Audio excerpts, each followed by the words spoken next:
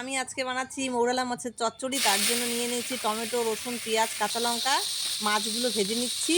এবার দিচ্ছি টমেটো সবজিগুলোর মধ্যে, রসুন বাটা দিয়ে দিচ্ছি, পেঁয়াজ, কাঁচা লঙ্কা, হলুদ। এবার দিয়ে দিচ্ছি লঙ্কার গুঁড়ো, লবণ। এবার সবগুলোকে সরষের তেল দিয়ে ভালো করে মেখে নেব। মাখাটা কিন্তু আপনাদের একটু অনেকক্ষণ ধরে মাখতে হবে যাতে সবজিগুলো মজে যায়। তারপর তেলের মধ্যে দিচ্ছি মেথি,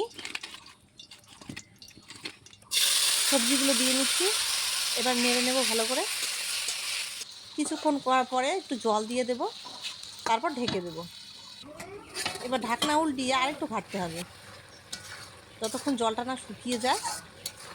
শুকালে একটু ভাজতে হবে।